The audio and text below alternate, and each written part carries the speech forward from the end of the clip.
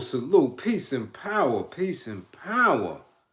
I thank the universal truth and the absolute laws of nature for guiding me, protecting me, and giving me the strength to endure the imperfect. I shall attack with vigor, making progressive moves. The divine mind knows, the divine mind shows all things work in divine order. All things work in divine order. All things work in divine order. Peace and power to the people of the struggle. What's good? What's going on? How you doing? Yes, we are here. Come on in. And it's late. And it's purposely late. Yeah, I had a lot of running to do. A lot was going on. But I'm here. I know you in your bed, T. But as the rest of the class come on in, I want them to know that this is a safe space, that this is a space for love, for encouragement, and for seeking truth on our path to liberation. And we will only get liberated by dealing and walking in truth.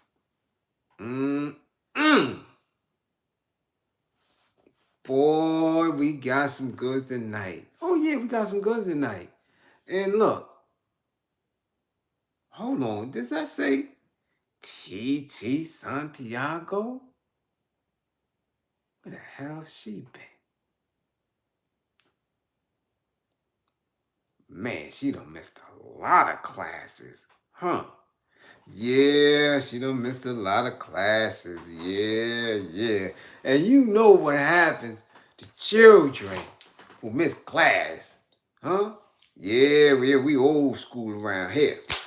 Yeah, boy, whoop, yeah.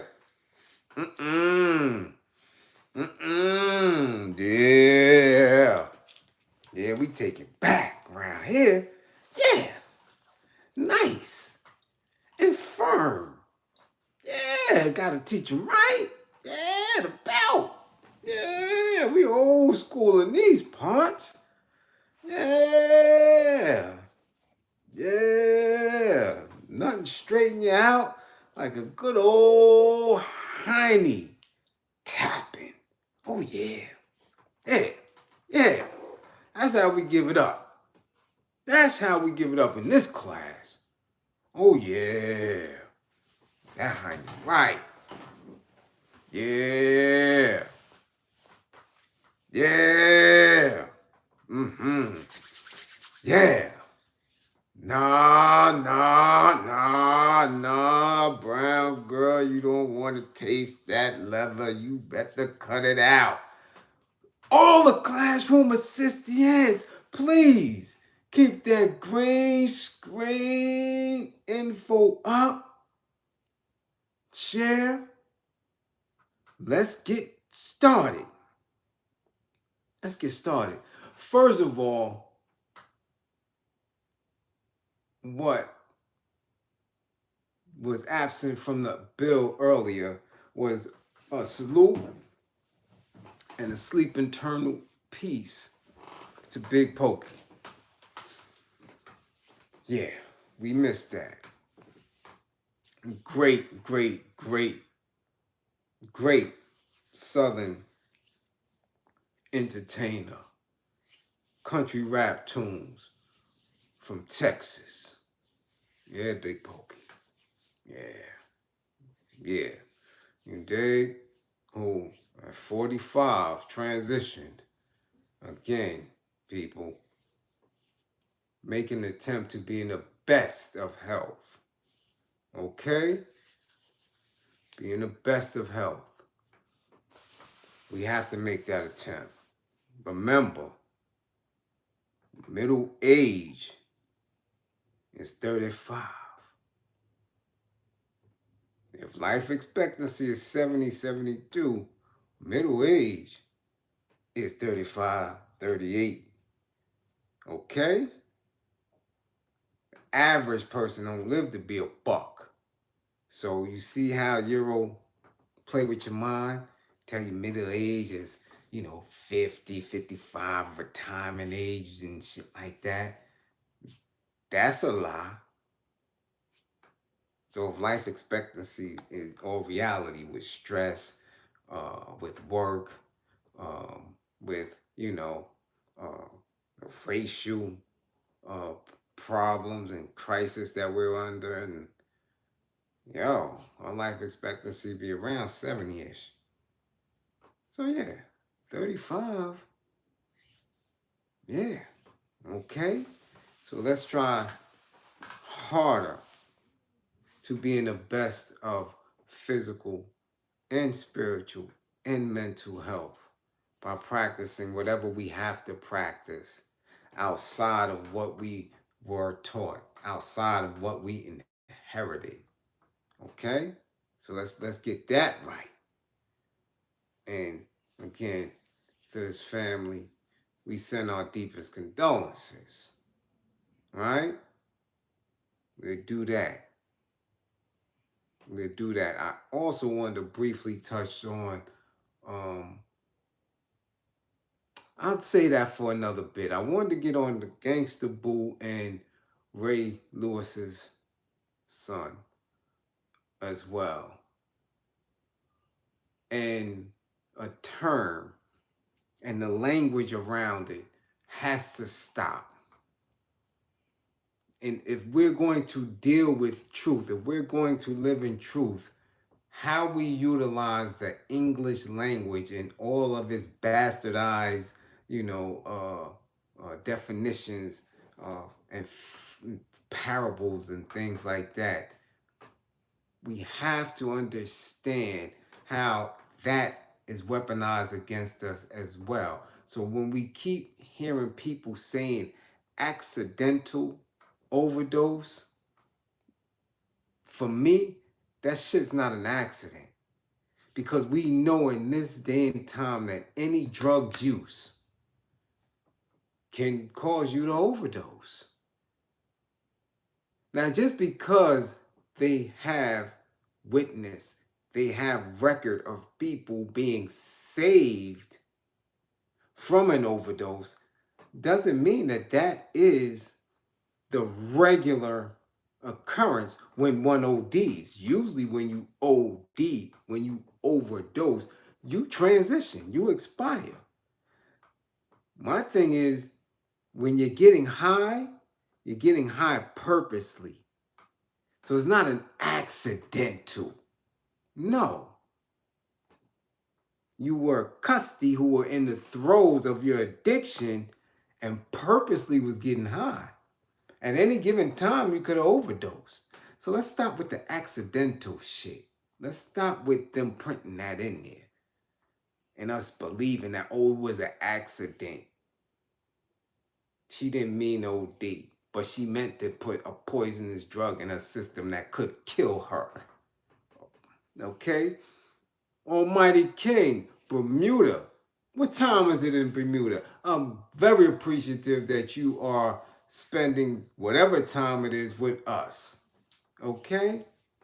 We appreciate that. Thank you for joining us in Bermuda. And please, have the family around. If you're in a bar, bring everybody to the screen, right? If you're on the beach, kick back, man, let everybody come through. Because this is class, Almighty. Salute. Thank you once again. And again, get the green screen info up, my assistants. Yes. Yes. Oh, Rashida. Man, that just warms my heart. Yeah, we back in the building, especially for you, because it's early for you over there. It's late over here. Oh, you on a cruise, man. That's what I'm talking about. You on a cruise with your brother. Salute, salute. Be careful out there. They losing submarines. Don't get your ass tripped up on that boat. Man, be careful. I need to see you back in class with all 10 fingers and 10 toes. 10 fingers and 10 toes. They losing submarines. So please, be safe. You can put a couple of the goddamn life preservers around you while you're watching me. Okay? We want a safe class. All right? Yes, indeed. That's what we want. We want you here safely. All right? London in the house. Salute to the UK. What's good? Listen. Okay, we got a bunch of people on the spot. Let's just get to it. Okay, as you now know, New York podcaster, YouTuber, personality, professional troll, if you will, Troy Avenue's nemesis, Taxstone, was sentenced today to 35 years after being found guilty and convicted of several crimes, one of which being the murder of Troy Ave's friend and confidant, Banger McFadden. Okay? 35 years.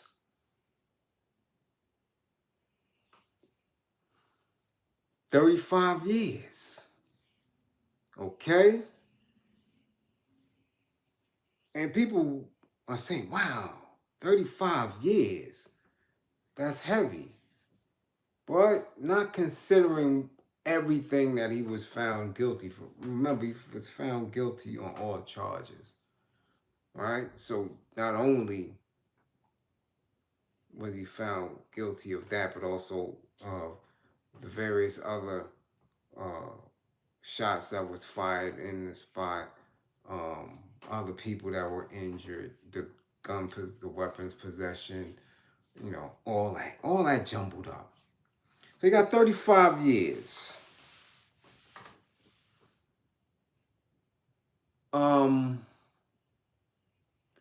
I've done a decade, and before that I did a little year, almost 2 years. A dime, that little 10 years did me real dirty, did me dusty. The one thing that I always recall that I lost during that dime, a lot of things don't become very clear to you until you make an attempt to do something that you've usually done with ease. And my thing was making rice, a pot of rice, right? Raw rice, right? My rice game was superb before I went to jail and did that time. The first time I tried to cook rice on the street, burnt it up. The second time I tried it, I overcooked it. The third time I undercooked it. My rice game was raggedy, straight raggedy. And that's something that, because I used to make rice every day. That was one of the things that made me really say, whoa, man. You have to get reacquainted with not only yourself, but with society, and that was a dime. And I want you to keep in focus that in the course of that dime, I missed the turning of the millennial. When I was on the street, we were using metagram pagers. When I touched cell phones and Bluetooth was the norm. Since I've been home, 18 years, we've been from the regular cell phones, right, to the smartphone. Everything. There was no such thing as tablets, none of that. Right now, in 2023, he got a trae plus, 35. That's a Tracy. He got a Tracy plus. Do you know what type of time we gonna be on in 35 years? Again, as we spoke in the last class, should he survive it? Because I told you several times in class that you can get bodied your very first day. It is not a walk in the park at all. I don't care if you're the toughest individual. It is very traumatic. Just sometimes hearing the sentence is a heavy weight to bear. Now, when you're a little bit nutso, like I was at that given time, I shrugged it off. Remember, I keep telling you, 94, 95, 96 was a very, very different time in the streets. The majority of us thought the world was going to end in 2000. Listen to all the hip hop music. Listen to the energy. Listen to the radicalness. Listen to that rawness. We didn't care. We really actually thought that come 2000, this was going to just implode, right? Everything was just going to be different. Man, they had people thinking the computers was going to shut down. So when you were getting sentenced at that time, you was like, man, f- out of here. And I know me personally and politically, I was like, that's not in my story. I'm not doing that. I'm digging a hole. As I explained to y'all. Yeah, definitely. Right? Base, proletariat, Y2K, all that. All that. We ignored our lessons from old, knowing that we are here, we were here, and are always going to be here. These Eurocentric calendars and prophecies and things of that nature have no bearing on us. You dig? But we were very radical, so a lot of us shrugged that off. Now that we know that we're here, that we're going to be here, that there's nothing significant, that there's no goddamn rhinos that's going to fall out of the sky, you understand? That there's no big, comet or asteroid that's going. We know we're here. So for somebody to even act like that they're going to shrug off a 35-year sentence, nah. Nah, that's gonna weigh heavy. Now I've heard statements, or what's supposed to be statements coming from him, talking of, and sounding rather strong and defiant, and saying exactly what took place, how Troy Ave lied, right? How he did everything that he did to save himself from going to jail, which was well known on the street that there was a lot going on with that. There was a lot going, which is why I never really commented. I made no commentary on it because there was so much and so many people close to the situation that I have ties with, that I have acquaintance with. Because again, when you're in the street like that, it is what it is. Everybody's mouth should have been zipped up. But in this age of social media, you have a lot of clown shit going on. You have a lot of people that talk. Got a lot of bozos that's never been in the street, that's never been behind a wall, making statements about it, right? Again, they took the streets, made an attempt to put it on social media, and then from social media, tried to put it into the frame of entertainment on some WWE type shit, but it was very real things happening. Okay, very real things happening in very real time. So I never made a statement on it, but I always watched. I kept my ear to it and watched from the sidelines. Right? Again, I never knew Taxstone, regardless of who says he comes from where. I never seen him in the East, never knew him. Just not in my lane. If he was, you would be considered a little nigga. I wouldn't deal with it, or him, or anything, for any matter.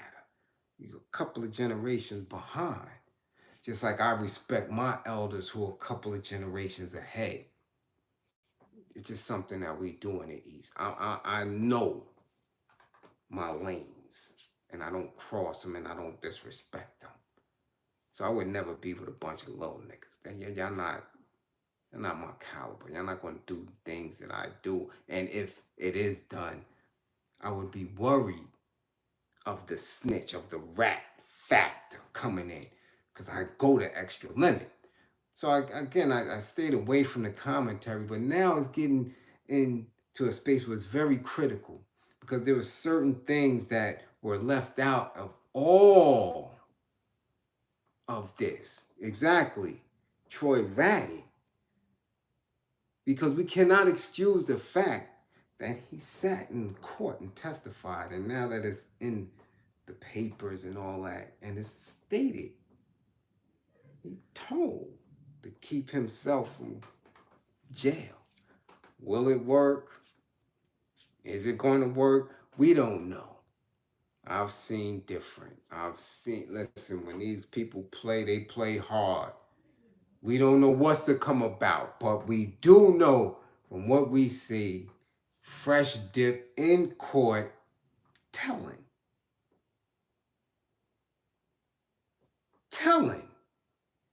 He told. Regardless of the circumstances, when you're in the streets, whatever happens, shut up. Shut up. That's it. That's it. There's nothing to discuss. We're in the street. We're in these institutions. We're in these establishments. There's cameras everywhere. We close our mouth. Okay? So, this is where we're at right now. This is exactly where we're at right now. Where we can see T.I. in court testifying. People excuse it.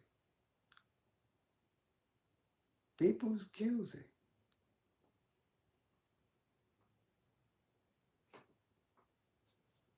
We watch this. We see it go on a regular basis.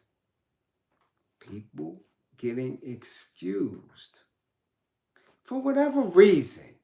And I always say, when someone excuses offbeat and off-balance behavior, it is because one day they are hopeful to get those same graces. I just look at you weird. Like, money, you told. You know, for what the excuse is. There's none. And we cannot say that it is all encompassing and everybody's doing it, because they're not. They are not. Because at the same time, again, at the same time that Taxstone was going to trial, there was another case of dudes out of Brooklyn and Boston and Harlem that was running around, and they got swept up and caught up in a bunch of charges with a bunch of wild shit, homicides, everything. And none of them told on each other, and they beat a lot of it. Caught dead to right. Technology, everything. Caught dead to right. not go down. So everybody's not telling.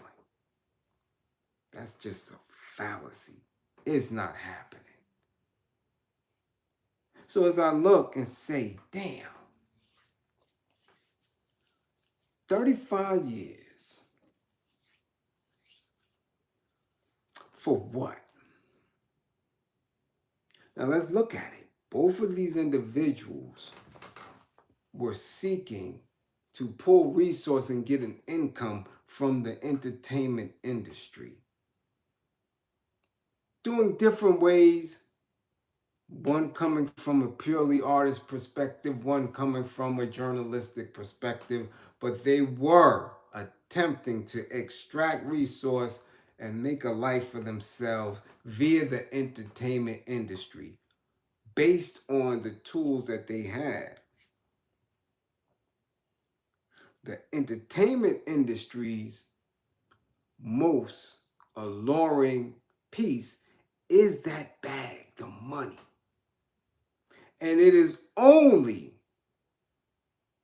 that alluring because of the commercial success of what we at one time deemed a culture.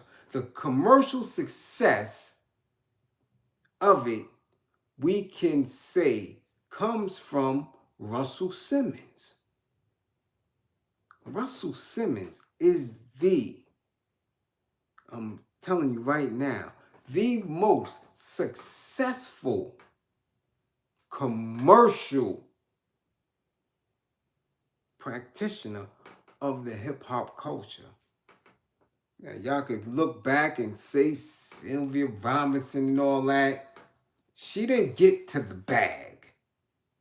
All that shit she did was gutter shit as far as the sales is concerned. As far as a commercial, you may have had the initial commercial success with Sugar Hill Gang and the records and what they was putting out, but they didn't get to the bag.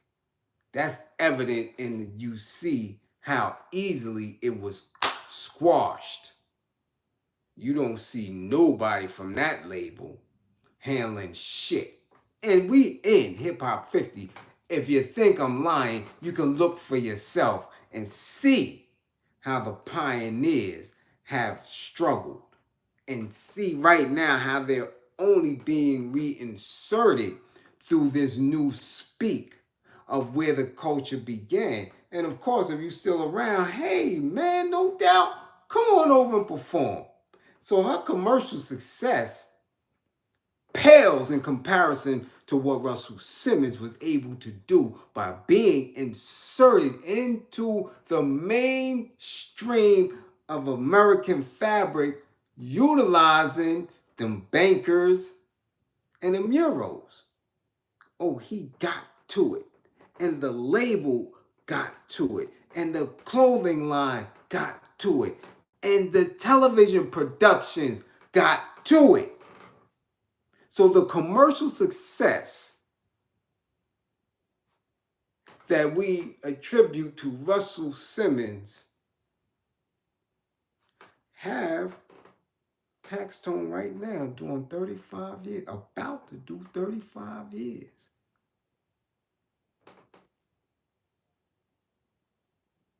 Because of that commercial success. Because that's what they were chasing.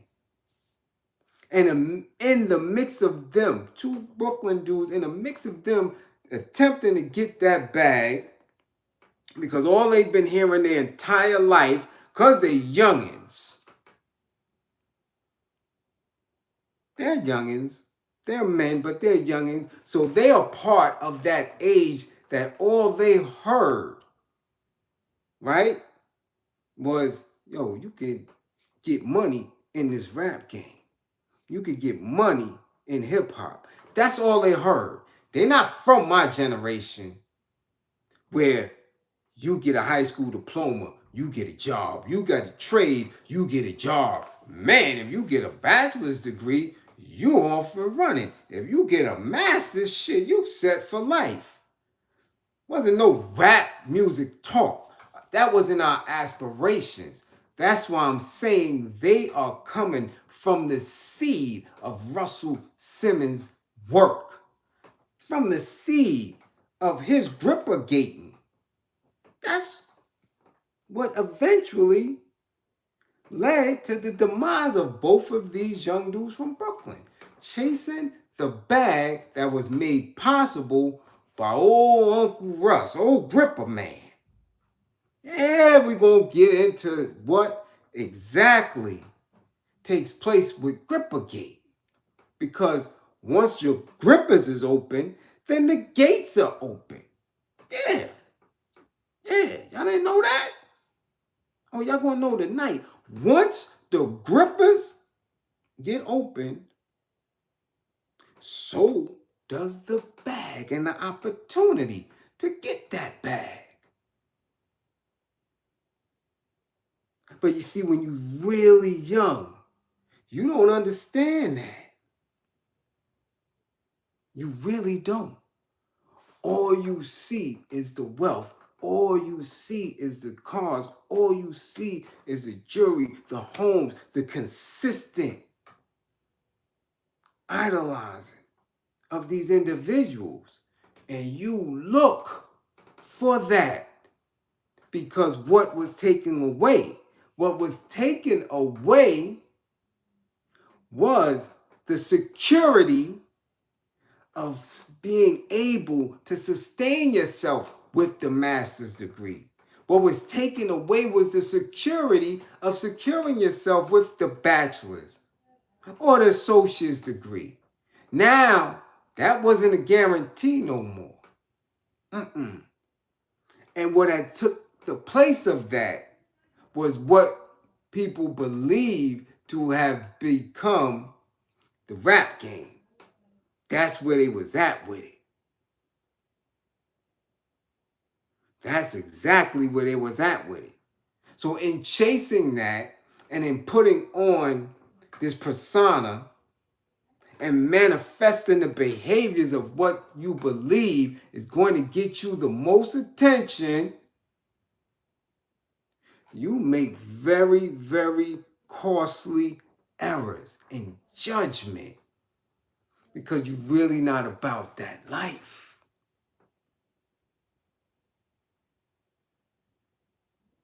But you want these things.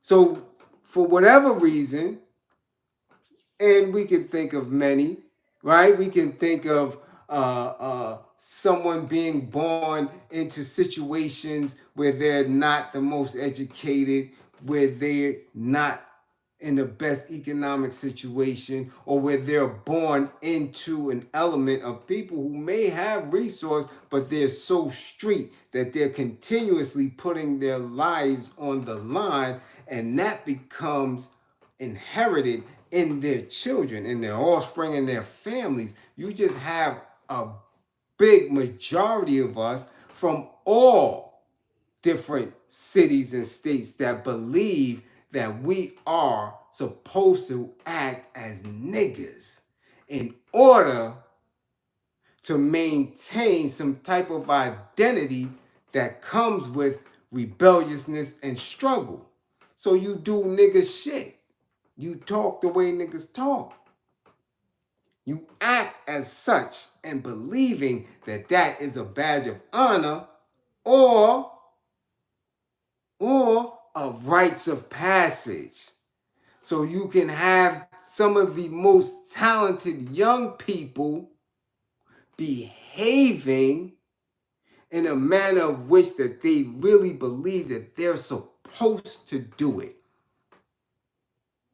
Which is why you see young broads talking about my booty hole is brown and all this other shit. And young dudes as young as 14 getting killed in the shop, calling themselves rappers and claiming a set.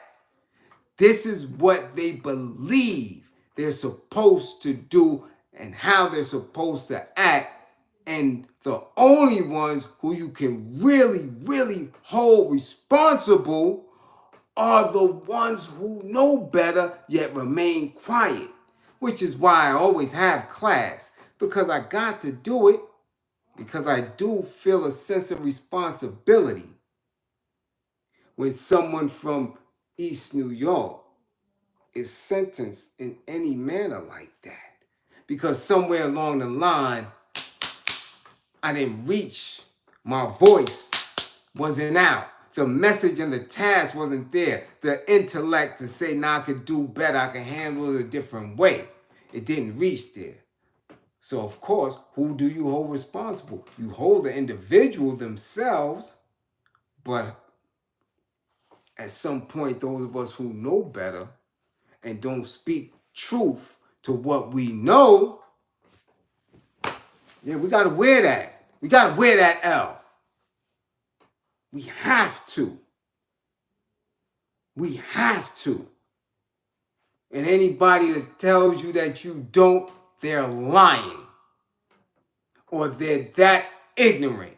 We are responsible to and for each other. If I see you about to step out into the street and if I see a car coming barreling down the street and I don't pull you back, but I saw it and I allow you to go get hit, yeah, you were responsible because you weren't paying attention. You might have been inebriated. You might have had a bout, right, where you have a health issue and might have lost your mind real quick, or just didn't realize and lost your faculties and walked out into the street. You hold responsibility for that. So does the driver who's driving the car. But if I am here and I'm witnessing what is going on and I do nothing, that's on me.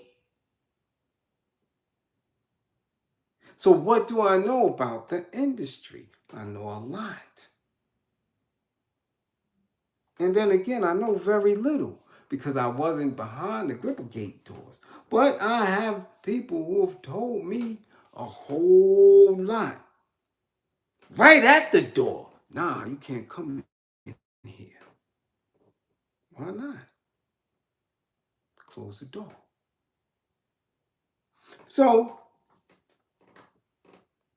hopefully he survives whatever trials and tribulations that he's going to go through. That's all we can hope for. If we care to, right? We've seen recently what just happened with Casanova. We've seen that. We ask that those brothers hold themselves down and remain militant. Because the minute you soften up, the minute you're not on point, that could be him as well. It is an ugly situation. Very ugly. Very ugly. At any stage of the game, but definitely in 2023. But let us not forget, the source comes from Russell Simmons, the prototype entrepreneur of hip-hop. He's a prototype. Everybody followed him. I don't want to talk about Diddy, Puffy, Jermaine Dupri. All of them is a prototype from Russell's tree. So how did he get here? We don't know. We saw Crush School, we watched the movie, we saw it, we see the write-ups, we see the bios, we see the unsungs, the behind the music, we see all that. But we really actually don't know. We don't know how. How did he bypass Sylvia Robinson, who was established in the music industry before rap?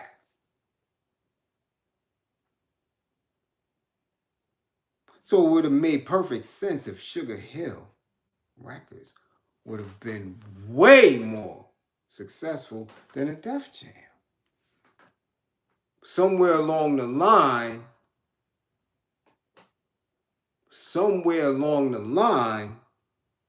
Grippers was massaged, and there was a gate that allowed this man to get to where he got to.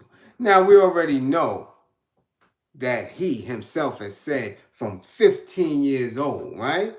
Which is about a sophomore in high school. From 15 to 30, he was a bona fide custody. A sherm head, as they say on the West Coast. Mess with that wet. Sniff that leak. Straight custody. So what would a custody do in order to maintain or even get to a permanent bag? That's a long time from 15 to 30. 15 to 30? High, nodding, up, around powerful men. Powerful men in the entertainment industry. Hollywood men. Remember, they gave him the throne to hip-hop. This is who you go to. He knows his young people. Him. Yeah, man. This guy Russell. He knows the beats of the street. He knows what hip-hop is. Give him the TV show. Give him the movie. So all these high-power producers, initially, that was the hippest. And man, for a couple of decades, the strongest powerhouse there was. We know who came through there. We need not to go through the roster. Beasties, LL, Public Enemy, Slick Rick. And not to mention when he got to the later era. Okay? DMX, J. Come on now. Def Jam. Come on now. Def Comedy Jam. Fat Farm. Salute Molly. Appreciate the green screen.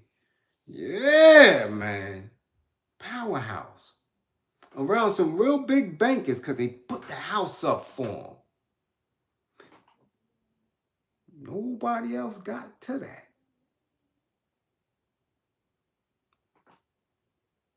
And he's the prototype. That's what was thrown in our faces. If you want to get in the culture, you want to get on, you have to be better than any one of them on that label or as good as any one of them on that label. And maybe do what they done to get on that label. So we watched this custody.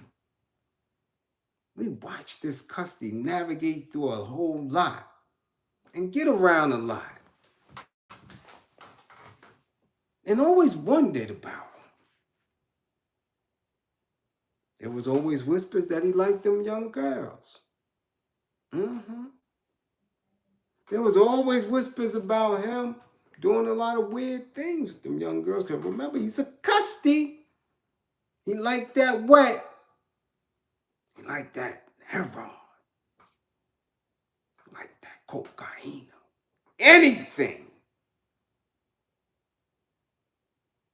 Anything to get high. That was known. So,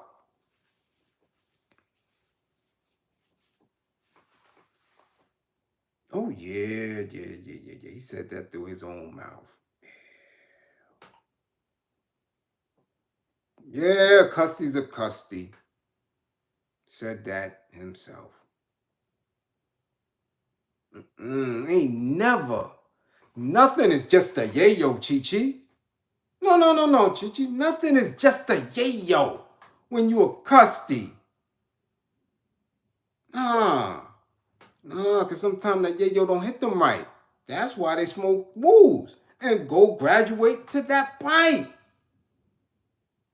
Took a long pull. Hi, yeah. Head crack. Yeah, that's hip hop. Custodies, full of custodies. But again,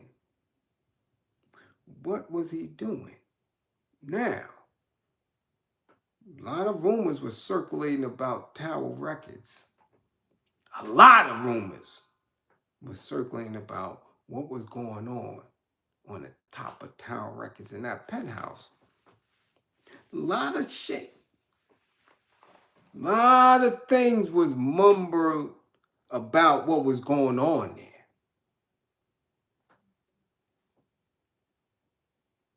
Whether you believe them or not, the choice is yours.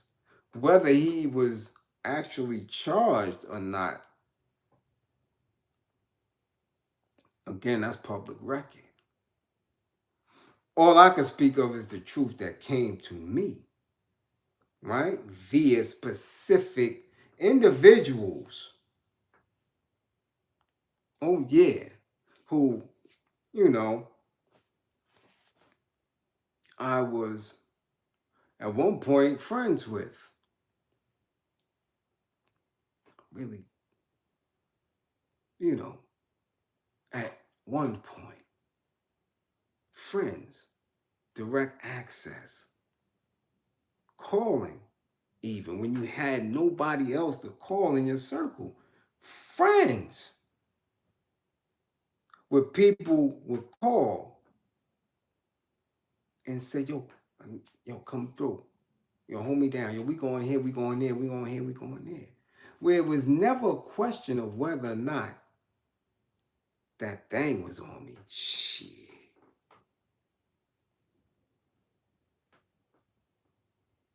Come on.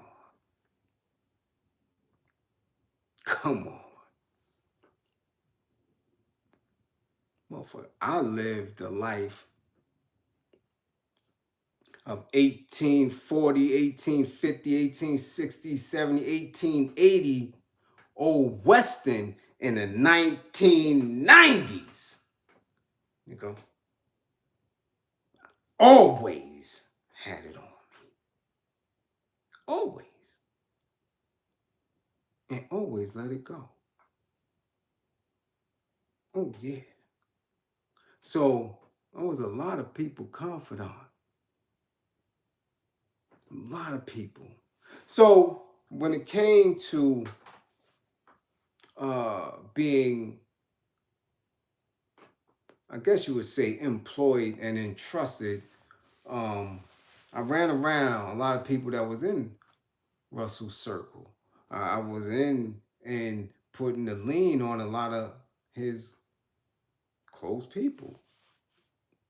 Bill Stephanie, Lindsey Williams, individuals like that. And make no bones about it, they not tough at all. And I understand because they had a different upbringing, very different. Because there are people who are from the ghetto, but not of the ghettos. Learned up, privileged, college, path set for them. Path was never set for the kid, but I was intelligent enough to create my own. I was intelligent enough to skip the grade in middle school, intelligent enough to graduate with honors from high school, intelligent enough to go to the military, intelligent enough to survive the streets. But there was no path created for me. So when I tell you somebody ain't the toughest, to me, they're not the toughest. They just ain't. It just is what it is. It's not to dehumanize somebody, but it's an actual fact that you're not going to go to the levels that I'm going to go to. You're not going to be able to test my resolve because I'm going to go the extra limit. And that's what a lot of them young rap dudes that wanted me around knew. They knew that. So going through the offices of Burpedale, pull from checks, going to record company executive offices, you hear shit, you see shit. So now, when it comes to Russell, and the rumors and the questions of Rippergate, because it's very, very odd for me, who's somebody that is a practicing, what is he, Buddhist. He's on his way he's trying to become a yogi, that he can be very pious and calm and sit there with his damn legs crossed, talking to us as if we should be bowing to him because he's just the most humble servant of the Buddha, but you are cursing out your daughter, that you can be so humble and calm and gleeful while a Euro got his feet on your back and you're up in the air with your grippers exposed and you can giggle and play, but you cannot speak to your child without screaming. I question that. Just figure out what example have people been following, because if he can have his ass in the air, all type of wind, whistling Dixie while he wearing these yoga shorts and the wind is whistling through his grippers, and he can giggle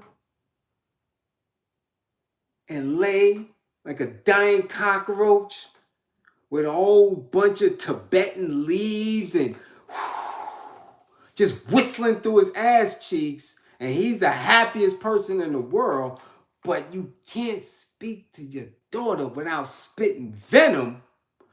Who followed you? So that means your example, Puffy followed, Jermaine followed, Andre Harrell followed, all these executives that worshiped you, everybody who started a label followed you. What else was your message to them in order to get the bag from the bankers? What else did you tell them they had to do? What did the MCs on that label have to do? Did they ass have to whistle Dixie too? Come on, man. Because there's a specific incident at Tower Records above the store in what he called the penthouse, where a lot of little funny shit was going on. And it ain't just with them little Euro bros who might have been telling the truth or not. There were a lot of men that went through there. Oh yeah. In order to get them little nasty ass, raggedy ass deals that they were signing back then. The deals that didn't give them an ounce of ownership of their labor. Yeah. So I'll never forget one of the Wu-Tang members pulling my coat to an incident that happened to him in that penthouse. Yeah. One of the Wu-Tang members was summoned under the guise of, man, we want to sign you. What do you want to come from your career in the music industry? Come through and work out with us. You know, break bread. Let's poly, let's talk. Let's see if we can do for you what others may not be able to do. So yeah, this MC went. MC went to the penthouse. And when he got there, Of course. Oh yeah, old Uncle Russ was right there. Who else was there, you ask? Oh, Todd. Todd was there too.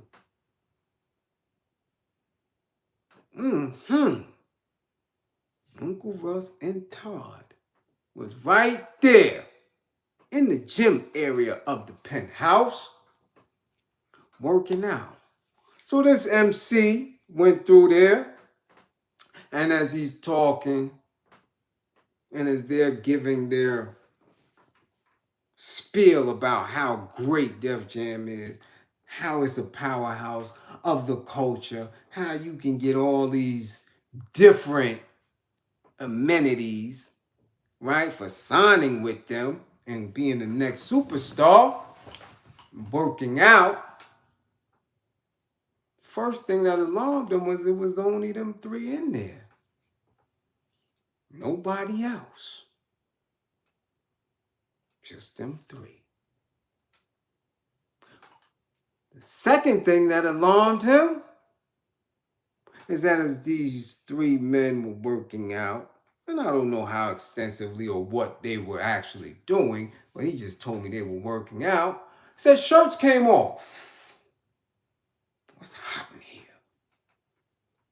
You know how it is when guys work out, and you know, the little tap and the jogging and the posturing. Yeah.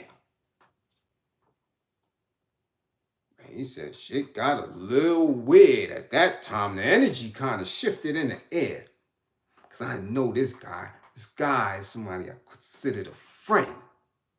And I know how particular he is about his man stance and how he is as a man. Very, some dudes are really dudes. Can't do a lot of fruity shit around dudes, man. You just can't. Some dudes, we hearing all this pause and pause and pause. You got a lot of dudes that live by that. Like, if you acting a little strange, yo, they'll pull your coat, right? Like Tokyo said, don't get weird, right? You got a lot of dudes that brace up.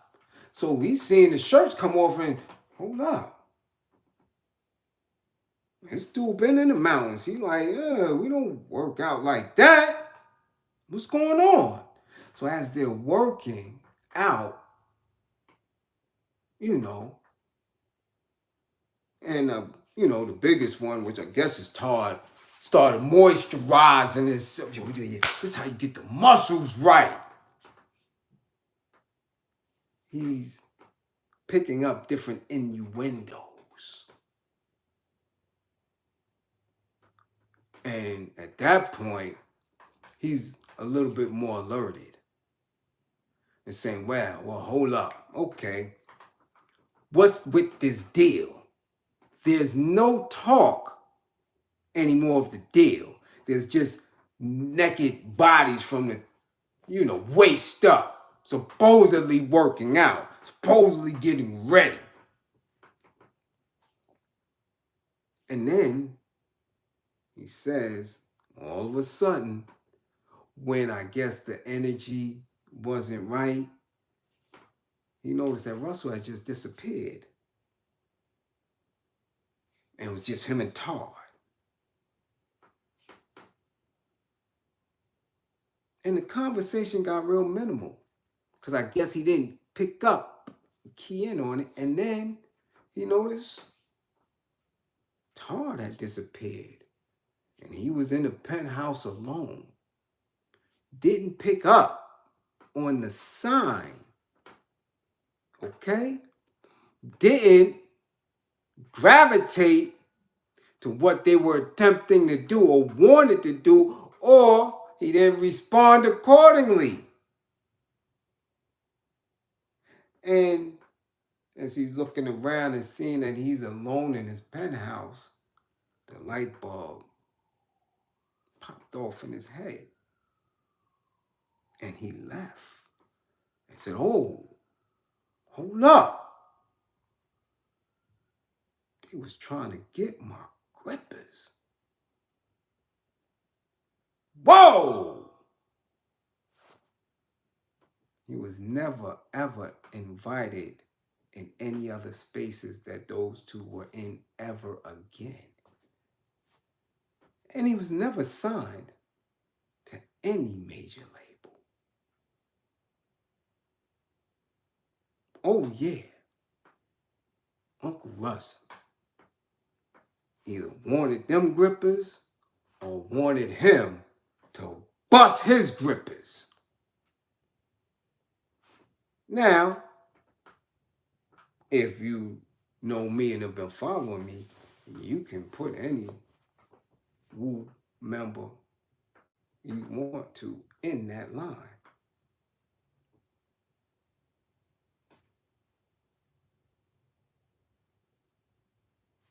You can do the research for yourself. Who was signed, who wasn't. And then I dare them to deny it. Because I have no room for lying to my people. And I will not allow the lies to continue. Because that's the only way we're going to get around this shit. If we're dealing with rats on a regular basis, because rats lie, if we're dealing with an oppressive society that misinforms us and miseducates us, those are lies. You understand? Janito, peace, peace. Much appreciated for the green screen. The lies, if they continue, will keep us oppressed. They lied and said we were niggas, ignorant, illiterate, and worthy of nothing but slave labor. That is a lie. If we continue to live in the lie, we will continue to be subservient and not live out to our full potential.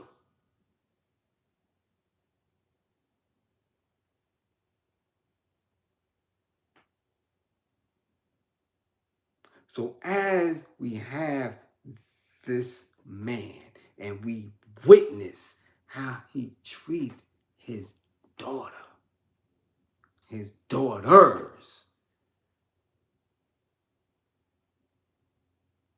we can only imagine what he will do or what he has done in a space where he had total authority and autonomy over anybody who wanted to get into his circle.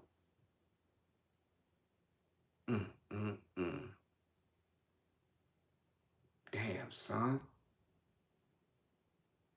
Son tried to get with a couple of them members, or one or two or more. Yeah.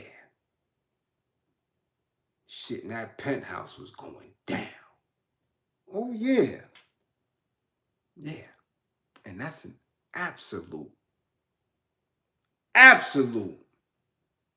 truth.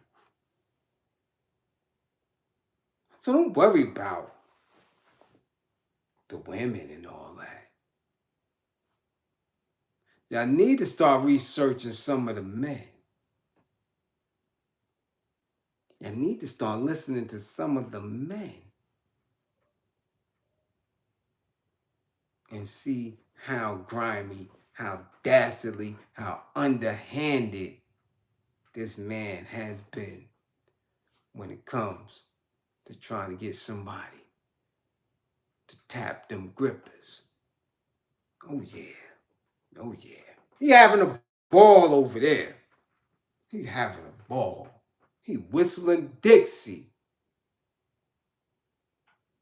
in yoga pants with no drawers. Guarantee you that. That's the only way you get an over middle-aged man.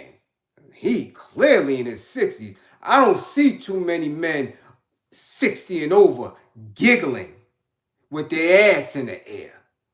If you think that's normal, something wrong with you.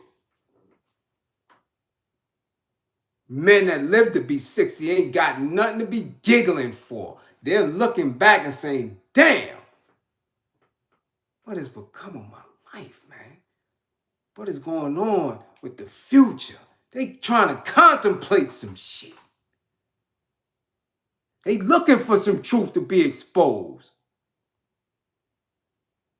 And he exposing his ass to nature in a jungle? That ain't weird to you?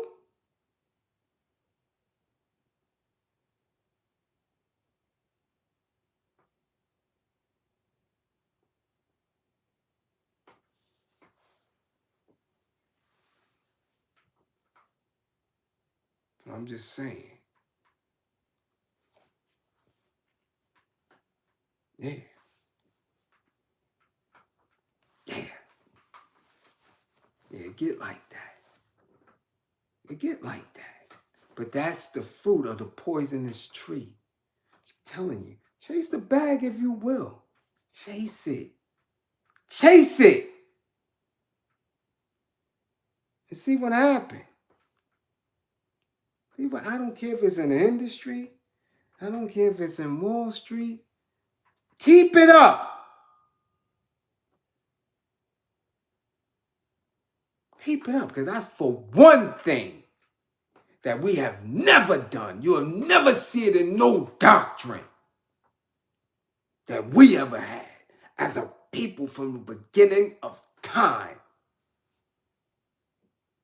We never chased that at all. At all. Those who had it, who acquired it, well, you won't find it. You won't find no business plan in ancient Kemet.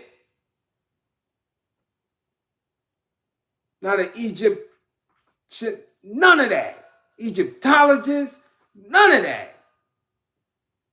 From none of them. Ain't none of them showed you no plan.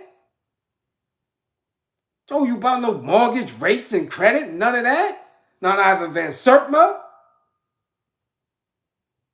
Not Dr. Ben, not Dr. Clark.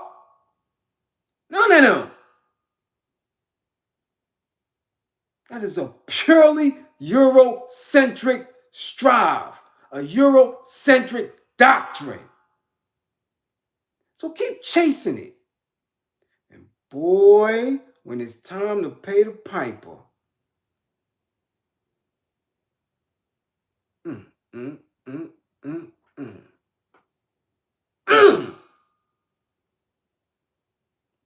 They don't care how old you are. You see him. They got his cheeks up in the air. In the air. Spread eagle. Even. Yeah. It is a non-stop debt.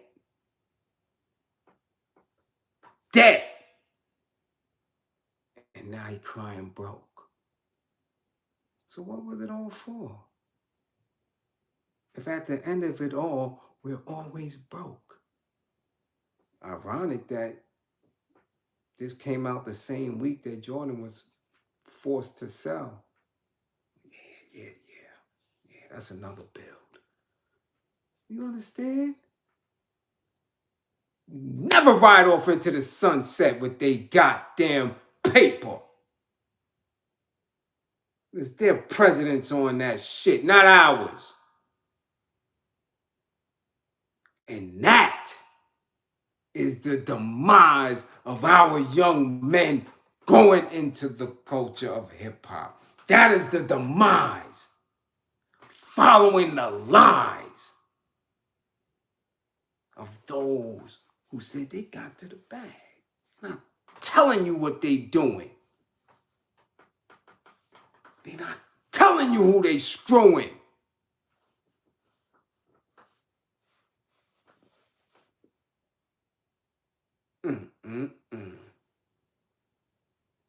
So again, I appreciate y'all coming to this late night class. Yes, I do. Yes, I do. I appreciate that. Love you. But again, don't believe in me. Believe in my belief in you. Yeah, I believe in my people. That's why I'm going to lie to my people. I see beauty in them. Man, I just left my daughter's senior dinner. I watched her whole senior class from the 9th grade battle everything from COVID on, from learning online and Zoom and all that to graduating. These kids got 3.5s, 3.8s, 4.0s. Looking for promise. What I look like lying to them.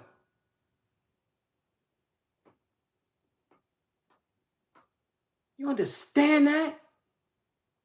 When we lie to our kids, they become 14 years old, claiming sex, getting shot in the head.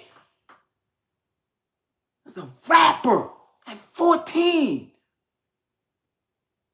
Because they believe the lies that Russell Simmons put on everybody, that he got to the bag, that Puffy got to the bag, that Jay and Damon got to the bag and didn't get screwed or wasn't screwing something to get there. It's a lie. I don't lie to my kids. I don't lie to the people. And those lies got these two black-ass Brooklyn dudes tore up and other families ripped apart. A man lost his life in a fucking club over bullshit. Because niggas was trying to get to a bag that don't mean shit. That's what you take away from that whole story.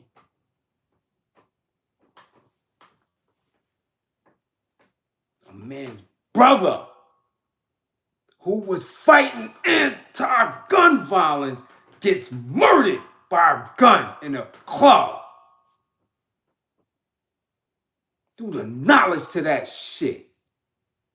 Chasing a fictitious bag with fictitious crackers on the paper.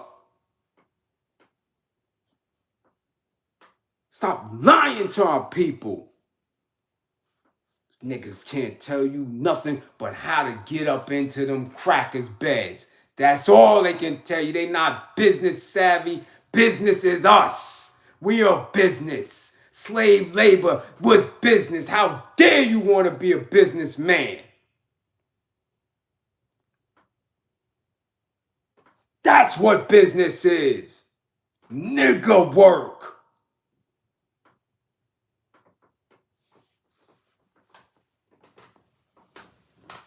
So again, smile, inhale deep, and think.